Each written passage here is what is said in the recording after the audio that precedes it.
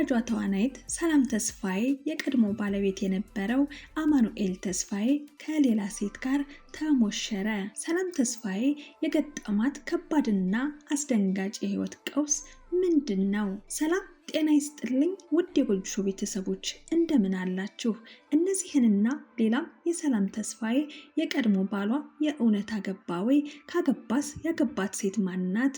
ሰላም ተስፋዬስ ወደ ከባድ የህይወት ቀውስ ውስጥ እና ወደ ሱስ እንድትገባ ያረጋት ምንድነው የሚለውን ዝርዝር መረጃ ወደ እናንተ የምናደርስ ይሆናል። ብቻ እናንተ እንደተለመደው ሁሉ ቪዲዮን ላይክ በማድረግ ጀምሩ።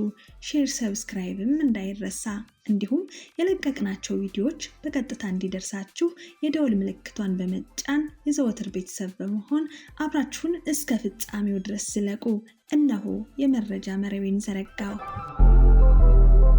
የኢትዮጵያን የፊልም ኢንዱስትሪ ስናነሳ ሰላም ተስፋዬን መጥራት ምንም አማራጭ የሌለው ግዴታ ነው። ምንም እንኳን አሁን ላይ በፊልሞቿ ቶሎ እያገኘናት ባይሆንም ኮከብነቷ ግን ሊደበዝዝ የማይችል የዘመናችን ፈርጥ ተዋናይት ናት። የተለያዩ የፊልም ዳይሬክተሮች እንድትመረጥና የተለያዩ ገጸ ባህሪያትን ወክላ ትጫወት ከመሆኑ ቀደም ብላ እጅግ በጣም አስከፊና አስቸጋሪ የህይወት ጠመዝማዛ መንገዶችን አልፋለች።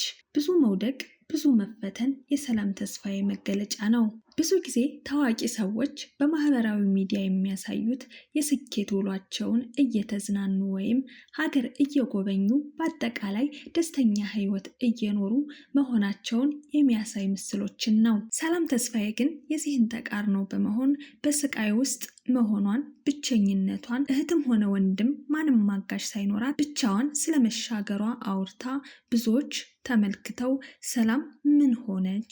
አንቺ ጠንካራ ሴት ነሽ የሚሉትን ሌሎችም ሀሳቦች አስፍረዋል። የምትለብሳቸውን ውድ ልብሶች፣ የምትጫመታቸውን ጫማዎች፣ የምትጠቀማቸውን ቅንጡ ጌጣጌጦች እና የምትበላባቸውን ሬስቶራንቶች፣ የምትዝናናባቸውን የሐይቅ ዳር ውሎች በተመለከተ በቃለ መጠይቋ ላይ ስትፍነከነክ ላያት ሰላም በህይወቷ ላይ ደስተኛ፣ ሞልቃቃ፣ ምንም ያልጎደላት ዓለምን እያጣጣመች ያለች እንስት ናት ማለቱ የማይቀር ነው። በሀገራችን ሰሜኑ ክፍል በሆነው ትግራይ ሁመራ ተወለደች ሲሆን ሰላም ተስፋዬ ከእናቷ ጋር ከሁመራ፣ ጎንደር፣ ጎጃም፣ ሌሎች የኢትዮጵያ ክፍሎች ጨምሮ እናቷ ጋር እየዞረች በአስከፊ ድህነት ውስጥ ማለፏን ደጋግማ ትናገራለች። ከሀገር ሀገር የመዞራቸውን ምክንያት ስራ አለ የተባሉበት ቦታ ሁሉ እየሄዱ ስለነበረ ነው። እናቷ አስተማሪ በመሆኗ ከአንድ ሀገር ወደ ሌላ ሀገር ስትመደብ ሰላምም አብራ ከእናቷ ጋር የተለያዩ የኢትዮጵያ ክፍሎች ዙራለች። በስተመጨረሻም መዳረሻቸውን መሀል አዲስ አበባ አደረጉ። እናቷ የሰው ቤት ውስጥ በመቀጠር ልብስ በማጠብና እንጀራ በመጋገር እንዳሳደገቻትና የተለያዩ የቀን ስራዎችን እየሰራች እንዳሳደገቻትም ጭምር ትናገራለች። ሰላም ተስፋዬ ያሁሉ ካለፈ በኋላ አሁን ላለችበት ስኬት ደርሳ በህይወትሽ ማድረግ ከምትፈልጊያቸው ነገሮች ውስጥ የቱን የበለጠ ትፈልጊያለሽ ስትባል የበለጠ ደስታስ የሚሰጥሽ ምንድነው ተብላም ስትጠየቅ እናቴን ከዛ አስከፊ ህይወት አውጥቼ ቤት ገዝቼላት አንደላቅቄ ማኖር መቻሌ ከስኬቶች ሁሉ የላቀው ስኬት ነው ስትል ተደምጣለች። ወደ አዲስ አበባ ስትመጣ አፍላ ወጣት የነበረች ቢሆንም አማርኛን አቀላጥፋ ማውራት የማትችለዋ ሰላም ተስፋዬ የፊልም ኢንዱስትሪን አይደለም አማርኛ ለሚያስቸግረው ሰው ለዛውም ከክፍለ ሀገር ለመጣችው ቀርቶ እዚሁ አዲስ አበባ ተወልዶ ፊልምን የተማረ ቢሆንም እንኳን የመግቢያ ቀዳዳው የመርፌን ያክል ጠባብ ነው። ብዙ ችግር ያየ ሰው ችግር አይበግረውምና ከልጅነቷ ጀምሮ ብዙ ችግር የተሻገረችው ሰላም ይህንን በትልቅ ግንብ የታጠረውን የፊልም ኢንዱስትሪ በብዙ መውደቅና መነሳት የታጠረውን አፍርሳ የፊልም ኢንዱስትሪውን ተቀላቀለች። መቀላቀል ብቻ አይደለም፣ ከመቀላቀልም አልፋ ኮከብ ለመሆን በቅታለች። ከሴት ተዋናይቶች ገጸ ባህሪያትን ጥንቅቅ አድርጋ በመጫወት ማን እንደ ሰላም ተስፋዬ ተባለላት። የተሰጣትን ገጸ ባህሪ በብቃት ትወጣለች። ከተፈላጊነት ወደ ተፈላጊነት ከቀን ወደ ቀን በመሸጋገር ከፍታዋን ላቅ ያለ አድርጋለች።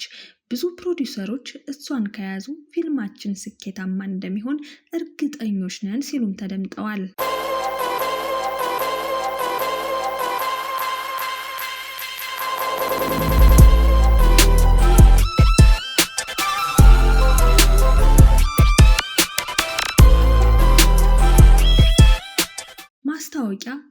ከሰራች የድርጅቱ ትርፋማነት የተረጋገጠ ነው።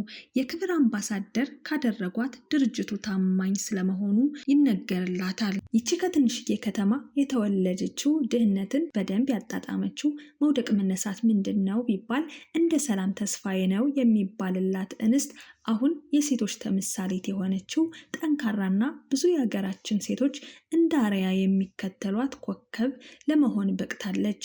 በብዙ ነገር ስኬትን የተጎናጸፈችው ሰላም ተስፋዬ በትዳሯ ጉዳይ ግን ስኬታማ መሆን አልቻለችም። የልጅነት ፍቅረኛዋ የነበረው የታዋቂው ሙዚቃ አቀናባሪ ኪሩቤል ተስፋዬ ወንድም የፊልም ኤዲተር የሆነው አማኑኤል ተስፋዬ ጋር ትዳር መስርተው ልጅ ወልደውም ትዳራቸው ግን ሰምሮላቸው አልቀጠለም። ሰላም ሁመራ በነበረችበት ጊዜ እሱ ደግሞ ፊልም ሊያስመርቅ በሄደበት ጊዜ ነበር ትውውቃቸው። ከዛን ጊዜ ጀምሮ ሰላም ስኬታማ እስከምትሆንበት ጊዜ ድረስ አብረው ለዓመታት በፍቅር የቆዩ ጥንዶች አነጋጋሪ በሆነና በዝነኞች በታጀበና በተጥለቀለቀ ደማቅ ሰርግ ለመሞሸር በቅተውም ነበር። የሰርጉ ድምቀትም ሆነ የወለዱት ልጅ እንዲሁም በዙሪያቸው ያሉ ሰዎች የሁለቱን ትዳር ከመፍረስ ሊታደገው አልቻለም። ሆኖም ትዳራቸው በፍቺ እንዲጠናቀቅ ሆኗል። ሰላም በአንድ ቃለ መጠይቅ ላይ እንደተናገረችው በሀሳብ ተስማምቶና ተግባብቶ መኖር ካልተቻለ ፍቺ እየመረረን የምንወጣው ሀቅ ነው ስትል ተደምጣለች። ሰላም መለያየት እየመረራት የዋጠችው ሀቅ መሆኑን ተረድተናል። ከዛ ፍቺ በኋላ ከሀገር መዞር፣ ውድ ሬስቶራንቶች ላይ እራት ስትበላ፣ በርካታ ኮንሰርቶችን ስትታደም፣ ቤት ስትገዛና ሌሎች ሁነቶችን ስትፈጽም ትታያለች። የሳይኮሎጂ ባለሙያዎች ይህንን አይነት ሁኔታ ሲገልጹት ዲኒያል ሲሉት በህይወታችን የተፈጠሩ የማንፈልጋቸውን ነገሮች ለመርሳት በሌላ ድርጊት በመጠመድ ሲሆን ከስር ከመሰረቱ ሳይፈቱት የታለፈ ነገር በኋላ ላይ ለድብርትና ለጭንቀት እንደሚያጋልጥ ባለሙያዎች ይናገራሉ። ልጇን ለብቻዋ የምታሳድግ እናቷን ለብቻዋ የምትጦር ልጅ ዘመድ አዝማድን የምታስተዳድር መሆኗ በርካታ ኃላፊነቶች እሷ ላይ መውደቃቸው ብዙ ጭንቀትና መከራን እንድታሳልፍ አድርጓታል። እናም ይሄንን ጭንቅና መከራዋን አላጋራችም። ምንስ ቢያወሩት ምን ዋጋ አለው ብላ ራሷን በተለያዩ ድርጊቶች የደበቀች ይመስላል።